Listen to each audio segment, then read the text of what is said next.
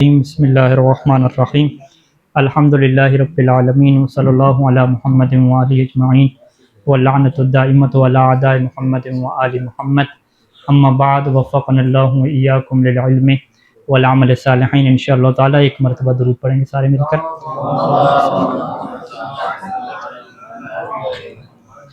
عبارت یہاں پہ درس کی کہ ہناک طائفۃ من الاحادیث حفظت علی معرفت اللہ تعالی عن طریق البحث والتفکر فی حین منعت احادیث اخرى عن ذلك۔ یہاں پہ عبارت انشاءاللہ یا پیچھے رہتا تھا یہیں پہ، ٹھیک ہے۔ اب مصنف جو ہے وہ اپنی گفتگو کو تسلسل دیتے ہوئے لکھتے ہیں کہ دو نکات آپ کے سامنے پہلے ہو گئے جو گزشتہ درس کے دو نکات ہیں۔ پہلا نکتہ کیا تھا کہ جو اللہ کی معرفت کا علم ہے یہ سائنس کے ساتھ مربوط نہیں ہوگا، اس کے لیے تجربہ دینی، منطق اور غور و فکر یہ چیزیں چلیں گی، ٹھیک ہے، یہ پہلا نکتہ تھا۔ دوسرا تھا کہ جب آپ منطق، غور و فکر، تفکر کو اپنائیں گے تو آپ کو پوری ڈیٹیل میں معرفت نہیں ملے گی، ٹھیک ہے۔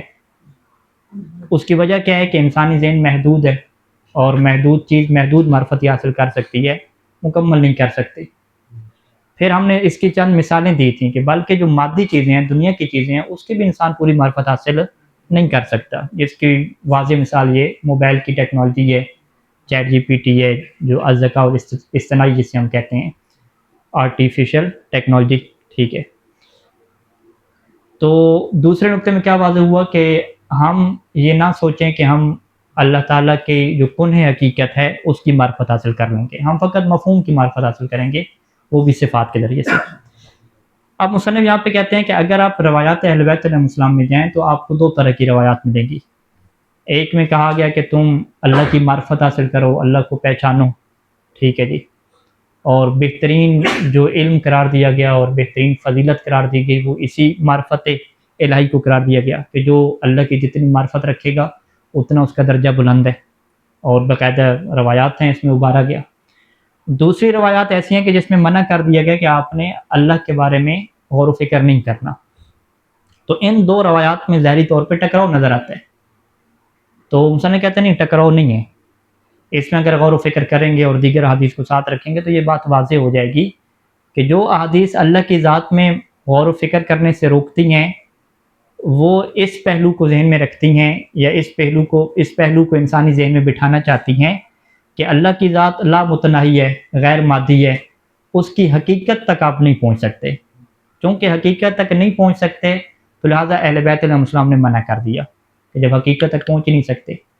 اور یہ منع کرنا ایسا نہیں ہے کہ آپ کہیں کہ اہل بیت علیہ السلام یہ چاہتے ہیں کہ ہماری بات تم آنکھیں بند کر کے مانو، ٹھیک ہے، جسے ہم کیا کہتے ہیں، ایک معنی تقلید کا یہی ہے کہ آنکھیں بند کر کے ہماری بات مانو، چاہے تمہیں سمجھ آئے یا سمجھ نہ آئے۔ نہیں، یہ نہیں فرمانا چاہتے، بلکہ اہل بیت علیہ السلام یہ فرمانا چاہتے ہیں کہ یہ تمہارے بس کی بات نہیں ہے، یہ تمہارے ذہن میں آنے والی چیز ہی نہیں ہے، یہ بیان کرنا چاہتے ہیں۔ اس کی ہم نے کیا مثال دی تھی کہ جب آپ کسی کو کہتے ہیں کہ بھئی پھول کی خوشبو کی معرفت دیکھنے سے حاصل نہ کرو، ٹھیک ہے، تو وہ بندہ آپ کو یہ نہیں کہہ سکتا کہ دیکھو جی یہ میرے اوپر علم کے رستے بند کر رہے۔ ہم کیا کہیں گے، بھئی ہم اس لیے جملہ آپ سے کہہ رہے ہیں کہ آپ دیکھ کر پھول کی خوشبو کی معرفت حاصل کر ہی نہیں سکتے، کیونکہ اس کے لیے ایک ذریعہ کیا ہے، سونگنے کا ہے، اور آپ کی جو ناک ہے وہ کٹ چکی ہے، فرض کریں، یا ناک کی کیا ہے وہ قوت شامہ ہے ہی نہیں، تو پھر آپ کیسے سونگیں گے؟ لہٰذا جو ہے وہ اگر آپ نے معرفت حاصل کرنی ہے تو دوسرے لوگوں سے پوچھیں کہ اس کی خوشبو کیا کیسی ہے۔ تو بالکل اسی طریقے سے چونکہ ہماری عقل محدود ہے تو وہ اللہ تعالیٰ کی حقیقت کو سمجھ ہی نہیں سکتی، جب سمجھ نہیں سکتی تو اسی وجہ سے اہل بیت نے منع کر دیا۔ بلکہ امام سجاد علیہ السلام کی دعاؤں میں یہ بات بارہا ہمیں ملتی ہے کہ امام کہتے ہیں کہ انسان کی فضیلت یہی ہے کہ جب وہ اعتراف کر لے، اس بات کو قبول کر لے کہ اے اللہ تیری حقیقی معرفت ممکن ہی نہیں ہے۔ انسان جب اس تقصیر کا، اس کوتاہی کا اعتراف کرے گا تو اس سے سمجھا جاتا ہے کہ یہ بڑی معرفت والا ہے۔ تو اہل بیت علیہ السلام کی دعاؤں میں یہ چیز ملتی ہے، اے وہ ذات جس کی معرفت حاصل نہیں ہو سکتی، جس کی کنہ حقیقت حاصل نہیں ہو سکتی، وہ کہاں پہ ہے، کیسے ہے، اس نے عین کو بنایا، کیف کو بنایا، اس کی معرفت ہم کیسے حاصل کریں۔ ہم اقرار کرتے ہیں کہ ہم عاجز ہیں تیری مکمل حقیقت تک پہنچنے سے۔ یہ جو اقرار ہے نا انسان کا، انسان جب مان لیتا ہے، یہ بہت بڑی فضیلت ہے انسان کے لیے۔ اور اسی کو دنیا میں بھی کہا جاتا ہے کہ انسان بہت ساری چیزوں کو نہیں جانتا، اگر وہ یہ اقرار کر لے کہ میں نہیں جانتا تو یہ اس کی علمی ترقی ہے۔ جو اس بات پہ اڑا رہتا ہے کہ مجھے سب کچھ آتا ہے وہ علمی ترقی کی طرف نہیں بڑھتا۔ اور یہ بات مشہور ہے کہ علم کا آغاز ہی لا عالم سے ہوتا ہے، کہ جب انسان کہتا ہے کہ مجھے کچھ نہیں آتا تو وہاں سے علم کا کیا ہوتا ہے، آغاز شروع ہوتا ہے۔ جو یہ سمجھتا رہتا ہے مجھے سب کچھ آتا ہے وہ پھر علم کی دنیا میں نہیں آ سکتا۔ ٹھیک ہے جی، عبارت میں آ جائیں کہ ہناک طائفۃ من الاحادیث ہے کہ احادیث کا ایک ایسا گروہ ہے حفظت جو ابھارتا ہے کہ علی معرفت اللہ تعالیٰ کہ آپ اللہ کی معرفت حاصل کریں۔ کیسے جی؟ عن طریق البحث والتفکر، کہ غور و فکر کریں، جستجو کریں۔ فی حین منعت احادیث اخری، اسی دوران احادیث کا ایک اور گروہ ہے جو منع کر دیتے ہیں ذالک کا کہ آپ اللہ کے بارے میں غور و فکر نہ کریں۔ لذا یمکن القول، لہذا ہمارے لیے یہ کہنا ممکن ہے کہ ان افضل طریق للجمع بین الطائفتین، کہ سب سے بہترین طریق دونوں گروہوں کو جمع کرنے کا کیا ہے؟ دونوں روایات ٹکرا رہی ہیں تو ہم کہیں گے کہ اہل بیت کوئی ایسی بات تو نہیں کرتے کہ جو متضاد باتیں کریں، بات ایک ہی ہوگی، فقط پہلی بات کسی اور زاویے سے کہی ہوگی اور دوسری بات کسی اور زاویے سے کہی ہوگی۔ تو دونوں کو ہم جمع کیسے کریں گے کہ ہوا اعتبار العقل البشری عاجزا عن معرفت کنہ ذات الالہیت المقدسہ، ہم یہ نتیجہ نکالیں گے کہ جو بشر کی عقل ہے اس کو ہم کیا معتبر کریں گے کہ عاجز معتبر کریں گے۔ ہم کہیں گے کہ اعتبار کرنا یعنی شمار کریں گے کہ ہم بشری عقل کو عاجز شمار کریں گے، کس بات سے؟ کہ وہ کنہ ذات الہیہ مقدسہ، کہ وہ اللہ تعالیٰ کی ذات کی جو کنہ معرفت ہے، جو حقیقی معرفت ہے، مکمل ذات کو سمجھنا، اس تک یہ نہیں پہنچ سکتی، عاجز ہے، بالکل عاجز ہے، یعنی اس میں ایبلٹی اور صلاحیت ہی نہیں ہے۔ جیسے آنکھوں کے اندر یہ صلاحیت نہیں ہے کہ وہ خوشبو کو چیک کر سکے، ایسے ہی انسانی عقل میں یہ معرفت، عقل کے اندر یہ صلاحیت ہی نہیں ہے کہ وہ اللہ تعالیٰ کی ذات کے بارے میں کچھ جان سکے۔ لیکنہ قادر، لیکن یہی عقل بشری جو ہے وہ قادر ہے کہ علی معرفت الاسماء والصفات، کہ وہ اللہ کے اسماء کو جان سکے کہ وہ معبود ہے، وہ رازق ہے، اس کی صفات کو جان سکے، والافعال الہیہ، اس کے افعال کو جان سکے کہ وہ عدل کرتا ہے، ظالموں کو سزا دینے والا ہے، ٹھیک ہے، جنت جہنم کو اسی نے بنایا ہے، یہ اس کے جو افعال ہیں۔ یہ بھی معرفت کیا ہوگی؟ بشکل اجمالی، یہ بھی وہ انسانی تفکر جو ہوگا وہ اس کو اجمالی معرفت کیا عطا کرے گا، ڈیٹیل پھر بھی کیا اس کو عطا نہیں ہوگی۔ ڈیٹیل کے لیے ظاہری بات ہے اسے وحی کے سلسلے سے جڑنا پڑے گا، اور وحی کے سلسلہ کے لیے اہل بیت کے در پہ اسے جانا پڑے گا، تب کیا ڈیٹیل اسے ملے گی۔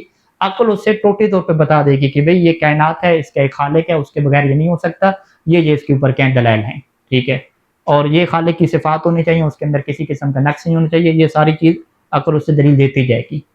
باقی جو اس کی بڑی ڈیٹیل ہیں اس کے لیے پھر عقل کیا کہے گی کہ آپ وحی سے جڑو، کیونکہ آپ کی یہاں پہ جو حد ہے وہ ختم ہو جاتی ہے، جہاں پہ عقل کی حد ختم ہوتی ہے وہاں سے وحی کی حد شروع ہوتی ہے، تو پھر وحی کے ساتھ انسان کو جڑنا پڑتا ہے۔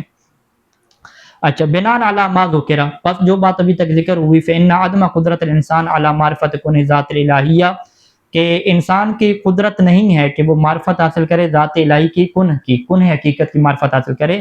یرجع سبب، اس کا سبب کیا ہے کہ انسان کی قدرت نہیں ہے، کیوں عاجز ہے؟ کہتے ہیں اس کا سبب جو ہے وہ دو بنیادی امرین کی طرف پلٹتا ہے، الی امرین اساسی ہیں۔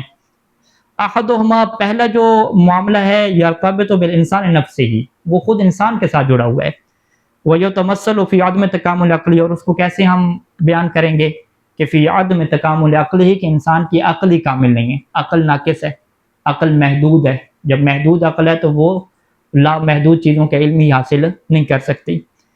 والآخر، اور دوسرا جو سبب ہے وہ یرتبط بذات المبارکہ، وہ خود اللہ تعالیٰ کی ذات کے ساتھ جڑا ہوا ہے، کہ التی ہے وجود محض، کہ جو وجود محض ہے، وذات صفات غیر متناہیہ، اور ایسی ذات ہے کہ جو غیر متناہی صفات رکھتی ہے، کہ جس کی حد بندی انسان سوچ ہی نہیں سکتا۔ تو ادھر سے جس چیز کا انسان علم حاصل کرنا چاہ رہا ہے وہ بھی کیا ہے، لامحدود ہے، اور ادھر سے انسان کا ذہن بھی محدود ہے، تو دونوں چیزوں کو آپ اکٹھا رکھیں گے تو نتیجہ یہی نکلے گا کہ انسان جو ہے وہ عاجز ہے۔ اب یہاں پہ ایک مصنف مثال دیتے ہیں اور ایک سوال کا جواب دیتے ہیں، اس کو ہم تدریسی کتابوں میں کیا بیان کرتے ہیں؟ اشکال مقدر کا جواب۔ اشکال مقدر کا جواب کیا ہے کہ اشکال کرنے والا کیا کہے گا کہ بھئی آپ جب اللہ کی ذات کی حقیقت کو درک نہیں کر سکتے، آپ کی عقل عاجز ہے، تو پس پھر انکار کر دو، اس کو کیوں مانتے ہو؟ جب آپ کو پتہ ہی نہیں چل سکتا کہ اللہ کون ہے، کیسا ہے، تو اس کو ماننے کی کیا ضرورت ہے، ٹھیک ہے۔ تو مصنف مثال دیتے ہیں کہ اگر میں اپنی آنکھوں سے سورج کا علم حاصل نہیں کر سکتا، جیسے سورج کی طرف دیکھتا ہوں آنکھیں کیا 1 منٹ کے بعد بند کرنی پڑتی ہیں، مجھے اس کے اندر نظر ہی نہیں آتا پتہ نہیں کیا اس کے اندر ہے، تو کیا میں اگر آنکھوں سے سورج کو نہیں دیکھ سکتا تو میں کیا سورج کا انکار کر دوں گا؟ کیونکہ جی میں اس کی حقیقت تک نہیں پہنچ پا رہا. ٹھیک ہے، اس کی ہم نے اپنی مثالیں کیا ذکر کی تھیں کہ ایک بندہ موبائل کا کبھی نہیں انکار کرے گا، حالانکہ اس سے آپ پوچھیں کہ موبائل کی کیا حقیقت ہوتی ہے، ہارڈ ویئر اور سافٹ ویئر کا ربط کیسے ہوتا ہے، وہ یہ بھی بیان کرنے سے عاجز ہوگا کہ آپ کو سمجھا سکے، لیکن اس کے باوجود وہ موبائل کا انکار نہیں کرے گا، وہ کہے کہ نہیں موبائل ہے، موبائل ہوتا ہے، ٹھیک ہے، ہم نے استعمال کیا یوز، ہم کہتے ہیں کیا دلیل ہے بھائی، آپ بتاؤ یہ موبائل ہے، اس کی حقیقت کیا ہے، کچھ بھی اسے نہیں پتہ. تو لہٰذا کسی چیز کا انکار اس وجہ سے نہیں کیا جاتا کہ کیونکہ آپ اس کی ڈیٹیل نہیں جانتے، آپ اس کی حقیقت نہیں جانتے. انکار اس وجہ سے کر سکتے ہیں کہ آپ اس چیز کا پتہ ہی نہ ہو، ثابت ہی نہ ہو، پھر بھی آپ انکار نہیں کر سکتے. انکار کے لیے بھی کیا چاہیے ہوتی ہے؟ دلیل چاہیے ہوتی ہے، جس کو آگے بیان کریں گے. ٹھیک ہے جی. من البدیہی، یہ بات واضح ہے کہ ان الانسان عاجز، کہ انسان عاجز ہے، عن النظر الی الشمس المشرقۃ، اس سورج کی طرف نگاہ کرے کہ جو مشرق، جو مکمل طور پہ کیا طلوع ہو چکا ہو، مباشرتاً ڈائریکٹ نگاہ کرے، کوئی اینک وغیرہ بلیک اینک کالے شیشوں والی، ٹھیک ہے، کوئی چیز درمیان میں نہ کہ فقط کیا نگاہ کرے، تو انسان عاجز ہے. الا ان عاجزہ ھذا لا یعنی مطلقاً، لیکن اس کا یہ عاجز ہو جانا اس کا یہ مطلب نہیں ہے کہ اب تشکیک فی وجودہا، کہ وہ سورج کے وجود میں شک کرنے لگ جائے کہ جب میں دیکھ نہیں سکتا تو پتہ نہیں ہے یا نہیں ہے. ٹھیک ہے جی. بل ان عینہ قاصرۃ عن تأملھا والتدقیق فیھا، بلکہ اس کی جو آنکھ ہے وہ قاصر ہے، وہ عاجز ہے کہ وہ سورج کے اندر غور و فکر کرے، اس کے اندر دقت کرے، دیکھے کہ بھی کدھر آگ کا گولا بن رہا ہے، اس کے اندر آگ کیسے لگی ہوئی ہے، کوئی لکڑیاں پڑی ہوئی ہیں، کیا پڑا ہوا ہے، وہ نہیں دیکھ سکتا. لیکن فهو قادر، لیکن وہ قادر ہے کہ علی رؤیۃ الانوار الساطعۃ منھا، کہ وہ ان شعاؤں کو دیکھے، الساطعۃ منھا، جو اس سورج سے نکل رہی ہوتی ہیں. یعنی آپ کیا کہتے ہیں کہ بھی آپ جو بھی دیکھ رہے ہو وہ فقط سورج کی روشنی کو دیکھ رہے ہو، یہ روشنی جس جگہ سے پھوٹ رہی ہے نا اس جگہ کو آپ دیکھ ہی نہیں پا رہے.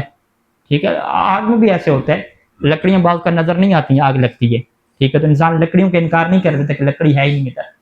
ٹھیک ہے، وہ جو روشنی پھوٹ رہی ہے تو انسان کے اس کے اندر کوئی سورج ہے ہی نہیں، ٹھیک ہے، ایسے تو نہیں کہہ سکتا.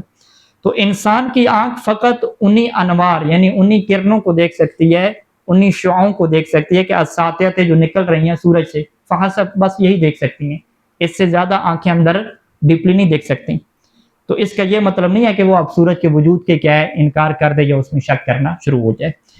اس کے بعد شعر لکھتے ہیں کہ یا واہب العقل لها المحامد الى جنابک انتهى المقاصد یا من هو اختفاء لفرط نورہ الظاہر الباطن فی ظہورہ، اے وہ ذات کے جو عقل کو عطا کرنے والی ہے، جس نے ہمیں عقل ہبہ کی ہے، لک المحامد، ساری تعریفیں تیرے لیے ہیں، الی جنابک، تیری ہی طرف، تیری ہی جناب میں، انتہا المقاصد، تمام کے تمام مقاصد ختم ہو جاتے ہیں.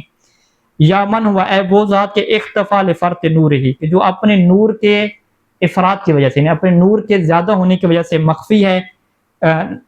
یا من ہوا اختفاء لفرط نورہ الظاہر الباطن فی ظہورہ، کہ جو ظاہر بھی ہے لیکن اپنے ظہور میں باطن بھی ہے.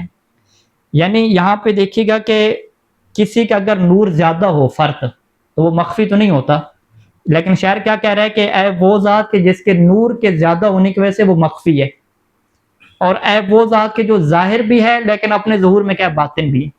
ٹھیک ہے، یہ وہی بات ہے کہ ظاہر ہے کس اعتبار سے؟ صفات کے اعتبار سے. باطن ہے کس اعتبار سے؟ حقیقت کے اعتبار سے. ظاہر ہے کس اعتبار سے؟ کہ اس کے نور واضح ہے، اس کی کیا ہے حقیقت واضح ہے. اور مخفی کس اعتبار سے ہے؟ کہ اس کی جو کن حقیقت ہے وہ ہمارے لیے مخفی ہے. اذن الانسان قادر علی معرفت الاسماء، انسان قدرت رکھتا ہے کہ اسماء کی معرفت حاصل کرے، وصفات الافعال الہیہ، اور الہی جو افعال ہیں ان کی صفات کی معرفت حاصل کرے، بے مستوی قابلیات ہی، اپنی اسی سطح کے مطابق جو اس کی قابلیت ادراکیہ ہے، جتنی اس کے پاس کیا ہے درک اور تفکر کی فکر ہے، وہ درجت تقوی و ورعی، اور جتنا اس کا تقوی ہے، جتنی اس کی پرہیزگاری ہے، اسی حساب سے وہ اللہ کی صفات اور اسماء کی معرفت حاصل کر سکتے ہیں، ذات کی پھر بھی نہیں. ومن ہونا یتضح لنا، اور اسی وجہ سے ہمارے لیے واضح ہو جاتا ہے کہ السر الکامن، کہ وہ چھپا ہوا راز کیا ہے، کس کے پیچھے، وراء نہی بعض الاحادیث، کہ بعض احادیث منع کر دیتی ہیں کہ السعی، کہ آپ نے کوشش نہیں کرنی، للتفکر فی ذات اللہ تعالی، اللہ تعالیٰ کی ذات میں تفکر سے بعض احادیث اہل بیت علیہم السلام کے منع کرتی ہیں. اس کے پیچھے راز کیا ہے, کیوں منع کیا جا رہا ہے؟ فہذا النہی لا یعنی, اس نہیں کا یہ مطلب نہیں ہے کہ تشجیع الانسان علی تقلید الاعمی للتعلیم دینیہ, کہ انسان کو ابھارا جائے کہ تم جو ہے وہ اندھی تقلید کرنے لگ جاؤ دینی تعلیم کی, یعنی بس اہل بیت نے کہہ دیا تو چپ کر کے مانتے جاؤ. ٹھیک ہے, وہ فقہ میں مانتے ہیں, عمل میں مانتے ہیں. ایسی باتوں میں جو اہل بیت کی بات ہے وہ جب تک دل میں دلیل کے طور پہ گر نہ کرے, اس کو اگر دلیل کے طور پہ نہیں مانیں گے تو پھر وہ کیا کہلائے گا؟ اہل بیت کی اطاعت کہلائے گی. یعنی یہ جو ساری حدیثیں ہیں اس کا یہ مطلب نہیں ہے کہ انسان کو ابھارا جا رہا ہے کہ خبردار کوئی سوچ و بچار نہیں کرنی, کوئی دلیل کی طرف نہیں آنا, بس کہہ دیا تو مان لو. نہیں, یہ بات نہیں ہے. کما زعم بعضهم, جیسا کہ بعض لوگوں کو یہ خیال بھی ہے کہ وہ کیا کہتے ہیں, وہ کہتے ہیں کہ جی اہل بیت نے جو منع کر دیا ہے ذات الہی میں غور و فکر نہیں کرنا, لہٰذا ہم نہیں کریں گے. ہم کہتے ہیں آپ کر کے تو دیکھو بھی, کر سکتے ہو کیا؟ تو عقائد والا کیا کہتا ہے, کر کے بھی دیکھو. وہ اس کی مثال یہی لے لیں کہ جی اس نے منع کر دیا کہ پھول کی خوشبو کو آنکھوں سے چیک نہیں کرنا. ہم کہتے ہیں چلے منع نہیں کیا, آپ چیک کر لو, چیک کر لو بھی, خوشبو پتہ چل سکتی آنکھوں سے تو کر لو. ٹھیک ہے, تو مصنف بھی یہ کہہ رہے ہیں کہ بھئی منع نہیں کیا, اس وجہ سے منع نہیں کیا کہ وہ آپ سے اطاعت کروانا چاہتے ہیں, وہ آپ کو سمجھانا چاہتے ہیں کہ آپ کر ہی نہیں سکتے بھئی, یہ کام آپ کے بس کی بات ہی نہیں ہے. بل یراد منہ, بلکہ ان حدیث کا کیا مطلب ہے کہ عجز و مدرکات العقلیہ, کے انسان کے جو عقلی مدرکات ہیں وہ عاجز ہیں, عن ذالک, اس بات سے ہی عاجز ہیں کہ وہ اللہ کی حقیقت کو جان سکیں. الثمرہ التی تترتب علی ھذا النہی, اس نہی کے اوپر جو ثمرہ اور نتیجہ مترتب ہوتا ہے وہ یہ ہے کہ یا ان السبل والبراہین المعتمدہ, کہ وہ جو طرق اور راستے اور وہ براہین جو قابل اعتماد ہیں اس بات وجود الباری جل شانہ, کہ جو اللہ کے وجود کو ثابت کرتے ہیں, لا تمنحنا, وہ براہین اور وہ دلائل ہمیں عطا نہیں کرتے, صورتاً عن کنہ ذات الالہیہ, کہ وہ اللہ تعالیٰ کی ذات کی جو حقیقت ہے, جو حقیقی معرفت ہے وہ ہمیں دیتے ہیں, یہ دلائل آپ کو عطا نہیں کرنے والے. لہٰذا اس غلط فہمی میں آپ نہ رہیں کہ ہم آپ کو جی اللہ کی وجود پہ دلیلیں دینے جا رہے ہیں تو اس سے آپ کو ساری چیز پتہ چل جائے گی کہ اللہ کی ذات کیسے ہے. نہیں, یہ چیز پتہ نہیں چلے گی. وَإِنَّمَا تُثْبِتُ لَنَا, بلکہ یہ جو دلائل ہیں وہ ہمارے لیے ثابت کرتے ہیں اسماءہ, وہ اللہ تعالیٰ کے اسماء کو ثابت کرتے ہیں, وصفات افعالی, اور اس کے افعال کی جتنی صفات ہیں اس کو ثابت کرتے ہیں کہ یہ وہ خالق ہے, وہ مالک ہے, وہ قادر ہے, یہ چیزیں ثابت ہوتی ہیں. فالبراہین العاطیہ علی سبیل المثال, پس جتنے بھی براہین ابھی آنے والے ہیں, جو ابھی برہان اور دلائل ذکر کرنے والے ہیں, تو قام انہیں قائم کیا جاتا ہے لاثبات مفاہیم معینہ, کے خاص جو معین مفاہیم ہیں انہیں کو وہ ثابت کریں گے اور انہیں کو وہ بیان کریں گے. اس میں آپ یہ ہم سے توقع نہ رکھیں کہ ہم جو ہے وہ پوری اللہ کی ذات آپ کو سمجھا دیں گے, نہیں, وہ ہم کبھی بھی نہیں سمجھائیں گے, وہ نہ ہی انسان کیسے سمجھ سکتا ہے. مثال کے طور پہ برہان الصدیقین ذکر ہوگا جو امکان اور وجوب کا ہے, اس سے کیا ثابت ہوگا؟ واجب الوجود کا مفہوم ثابت ہوگا, یہ آئے گی تفصیل انشاءاللہ. ایک برہان حدوث ذکر ہوگا, اس سے خالق کا مفہوم ثابت ہوگا. ایک برہان نظم ثابت ہوگا, اس سے کائنات کا مدبر اور انتظام چلانے والا ثابت ہوگا. ایک برہان حرکت ثابت ہوگا, اس سے کیا ہے حرکت ثابت ہوگی کہ جو ذات ہے وہ کیا ہے اس کائنات کو حرکت دے رہی ہے.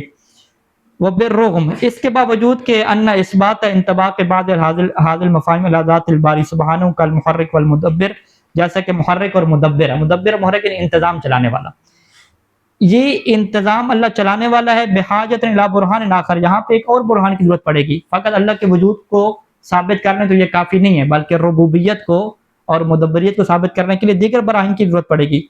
الا اننا سنثبت فی المباحث اللاحقہ, لیکن ہم آنے والی ابحاث میں یہ ثابت کریں گے کہ قدرت ذہن البشری, کے انسان کی جو عقل ہے, ذہن بشری ہے, وہ قادر ہے کہ علی استکشاف بعض صفات الالہیہ, کہ وہ بعض الہی صفات کو کشف کرے, عن طریق تحلیل العقلی, عقلی طور پہ تجزیہ کر کے, لعدد من المفاہیم الفلسفیہ, بہت سارے جو فلسفی مفاہیم ہیں ان کا سہارا لے کر, من قبیل واجب الوجود, جیسے کہ واجب الوجود ایک فلسفی مفاہیم ہے, تو اس کا سہارا لے کے انسانی عقل سوچ و بچار کر کے بہت ساری صفات کو بھی کشف کر سکتی ہے. یعنی اس میں ہمیں وحی کی طرف بعض کا جانے کی ضرورت بھی نہیں پڑتی, یہی انسانی عقل کی کیا ہے قدرت ثابت ہو جاتی ہے.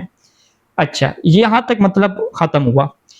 اس کے بعد مصنف ایک چھوٹے سے مطلب کی طرف اشارہ کرتے ہیں کہ یہ جو اہل سنت ہیں, اشاعرہ جنہیں ہم کہتے ہیں, اور اسی طریقے سے معتزلہ ہو گئے, ان کا یہ نظریہ ہے کہ بھئی ہم اللہ کی جو ذات کی معرفت ہے نا, کن حقیقت, وہ ہم حاصل کر سکتے ہیں, کوئی ٹینشن کی بات نہیں ہے.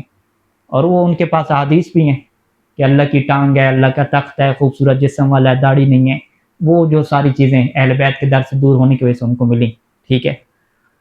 تو مصنف کہتے ہیں کہ ان کا یہ جو ہے نا وہم ہے فقط. ٹھیک ہے, ایک باطل خیال ہے, وہ اللہ کی ذات کی معرفت حاصل ہی نہیں کر سکتے, حقیقت کو وہ حاصل ہی نہیں کر سکتے, ذہن محدود ہے, کیا حاصل کریں گے؟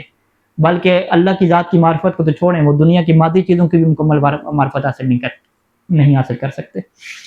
اچھا, بناء علی ما ذکر یثبت لنا, جو چیز ابھی تک ذکر ہوئی دلائل وغیرہ, یہ ہمارے لیے ثابت کر دیتی ہے کہ اقم رأی من قالا, کہ اس کی رائے اور اس کا نظریہ بانج ہے. عقیم بانج کو کہتے ہیں. کس کا نظریہ بانج ہے؟ کہ من قالا, جس نے یہ نظریہ پیش کیا کہ بامکانیت معرفت کنہ ذات الالہیہ من قبل البشر, کہ بشر کی طرف سے اللہ کی کنہ ذات کی معرفت ممکن ہے. اس کا نظریہ بالکل بانج ہے, فیل ہے.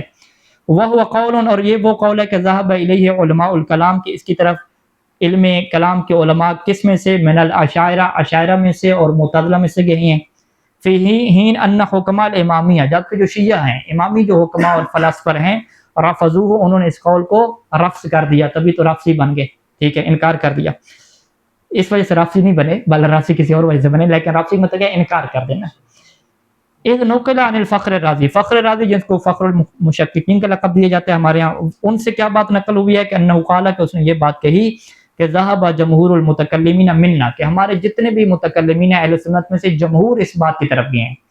اور اسی طریقے سے معتزلہ میں سے بھی کس بات کی طرف گئے ہیں کہ الا انہا بریکٹ میں کیا ضمیر کدھر پلٹ رہی ہے؟ ذات اللہ تعالی, کہ اللہ کی ذات معلومۃ لنا, ہمارے لیے معلوم ہے کہ اللہ کی ذات کیسی ہے, کیسی دکھتی ہے, ہمیں معلوم ہے, ہم آپ کو بتلا سکتے ہیں.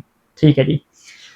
وقد استدلوا علی رأیہم ھذا کما یأتی, اور انہوں نے اپنی رائے کے اوپر, یہ جو ان کی رائے ہے اس کے اوپر انہوں نے استدلال کیا یہ والا. کیا استدلال کیا؟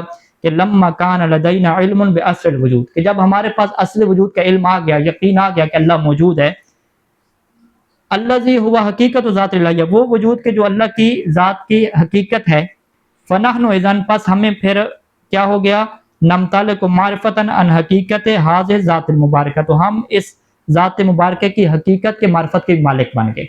یعنی انہوں نے عجیب سا جو ہے وہ صور کبرا جوڑا جو بنتا نہیں ہے. انہوں نے کہا دیکھیں جی اصل وجود کا آپ کے پاس علم آ گیا نا کہ اللہ موجود ہے, کہتے ہیں آ گیا.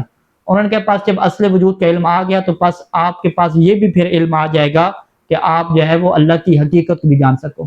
ہم کہیں گے دو باتوں میں کیا ربط ہے بھائی؟ اصل وجود موبائل کا علم میرے پاس آ گیا کہ موبائل موجود ہے, لیکن اس کی حقیقت کا علم میرے پاس نہیں آیا. وہ کہتے نہیں, دونوں باتیں جڑی ہوئی ہیں. جب آپ کو اصل وجود کا علم آ گیا نا, اس کا مطلب آپ حقیقت کو بھی جانتے ہیں.